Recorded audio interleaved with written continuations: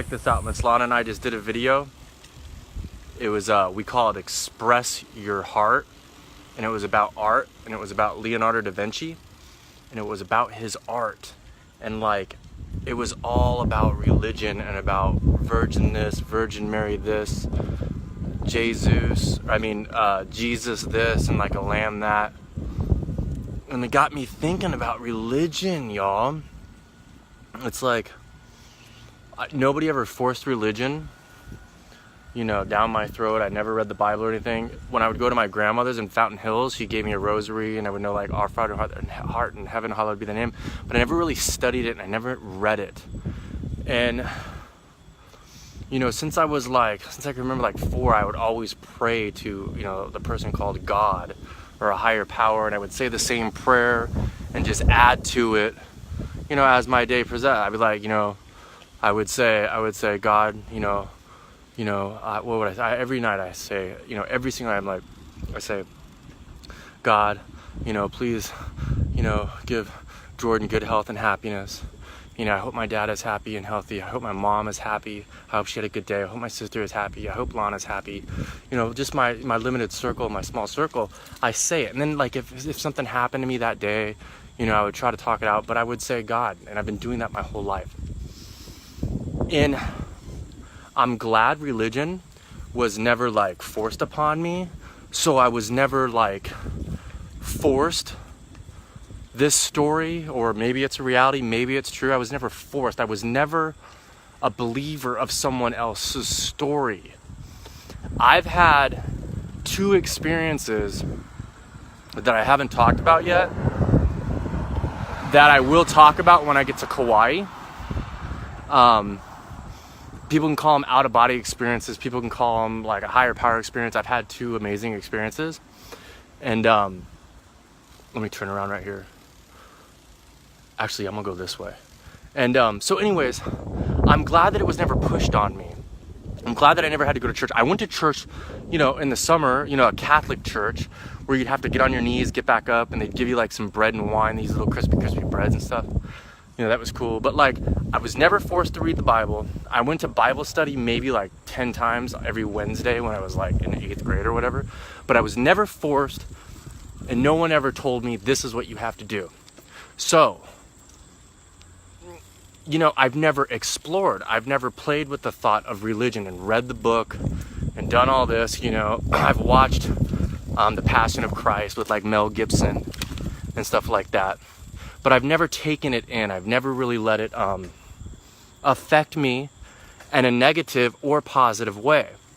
So the reason why I'm making this video is because when we did that video today on our Facebook page, and I kind of made a correlation. So when you have like a rad artist, a technical expert artist like Leonardo da Vinci, you know, he's a painter. I guess he was an architect. He had an amazing mind. He was a genius. When you're commissioned by anyone, when you are paid money by anyone to tell their story, you're basically just telling their story. And so what I got out of it when I kept seeing these art pieces, that the whole part of the story is express your heart, because we went to a Dali museum 2 days ago, and I was like, wow, this is interesting. People go in a piece of art and they talk about what they feel, and I thought it was funny. So I'm like, hey, let's create this new show. So we did it. And like on the 5th painting today, I'm like, whoa, okay, so this dude keeps, you know, drawing these rad photos of this girl, Virgin Mary, with Jesus as a baby, or as Jesus getting whatever it's called when they go underwater or whatever. And then it said, well, Leonardo, I want to keep calling him Leonardo DiCaprio. It's like, well, this Leonardo dude was commissioned by the church. And that's taking money.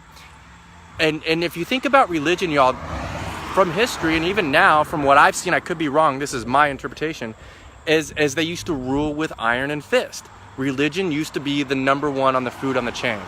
Even today, I believe they own the most real estate in the world. They don't pay any taxes. Religions don't pay any taxes. That means like this Hubbard dude, this Sion Hubbard or whatever dude that created Scientology, he like wrote the most books in the world, right? Nonfiction, fiction. And do you think if someone now, right now in 2018, said, hey, I want to start this thing called Scientology, do you think the government would be like, hey, yo, you're tax-free, you're good. Yeah, you can own all the real estate. Yeah, that's cool. And so even back, in 2000 BC or way even before, this religion, they would rule, they would hang people, they would slaughter people. Even look at right now in the Middle East, this religion stuff, it's out of fear. Fear. So it's all fear driven and it's all control. So then I was reading something, it's like, okay, so in the Catholic thing, this is what the number one thing was, this is what ruled, right? This is what ruled the world, is that you're born a sinner. Because they kept using this word virgin, like you're good, but you're born a sinner. And if you're born a sinner, that means you're already at a deficit. And so that means they have control over you. And in 2018, I'm thinking right now, with all of our problems, let's say in Chicago, right? Or Detroit, right? Or Skid Row, right? On the US soil, we have all these travesties, all these cities and towns that are basically war zones. I mean, I think in Chicago there's been 260 shootings, and I think it's only the 7th month, right? So all these gun violences. And yet, we're letting these religions not pay any taxes because they're telling a story. I don't know Jesus.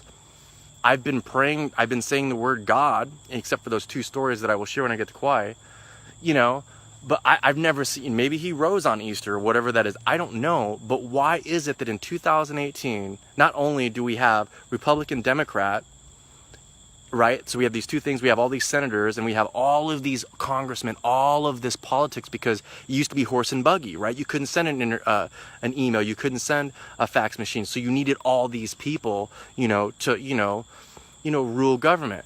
But they interlaced religion in that. If you look at the dollar bill, if you look at all the major 4 sports, it says, in God we trust. I don't get it. So, look at Chinese, all these other religions. You got Buddha, you got all this other stuff. Are they all tax-free? I don't know. But when it comes to, I think it's called Catholicism, or if you're Jewish, you have a Jewish church, if you have a Greek church, if you have a Roman Catholic church, they're not paying taxes. And basically, they're storytellers. And they don't have to pay taxes, but yet we have cities and areas in the U.S. that could use, what if all the churches paid taxes? Come on. The 99%, we all pay taxes, and the middle class, in my opinion, gets taxed the most, and the people with the less fortunate even get taxed most because it's set up to fail. So why don't we tax churches? And then I thought, and this just all happened like in the last couple hours, and I've never really talked about this. And then I thought, okay, when Lana's mom passed, we went over there, and her sister was there, and I saw how the church does serve. I saw, her sister has some mental issues, but I saw the confidence, kind of like the power, the security, the happiness that their church was giving her sister. And so I can see how churches can provide stuff like that, like soup kitchens, shelter for the homeless, inspiration, stuff like that. But why are they not taxed? And then you can ninja flip into, what are all of the wars over? They're all about religion. Look at the Ghazi. Look at the Jew. All of the wars is all religion. It's all religion, and so they're just stories, and people got to pick a side. I think so. If you think about it, I call it toxic tribalism. So toxic tribalism has been around ever since humans have ever been. When you're in a cave and you don't even, you're gonna pick, hey, whoever's the most alpha male. Hey, I want to be on that alpha male's tribe, right? Then whoever's not alpha, then they're tribe B. Then you pick a tribe. And so my whole thing is like, do you believe in God? Who is your God? Have you met this God? Do you pray every single day? What is it? Is Kundalini yoga a part of a religion? You know what I mean? Like, what would you describe a religion? It's just, in my opinion, it's a group of people that get together, or maybe don't get together, maybe forced, or whatever it is, that believe in an ideology right? And then if you believe in an ideology, right? And then there's no personal sovereignty if you're religious, is there? Is there personal sovereignty if you're religious? I don't know.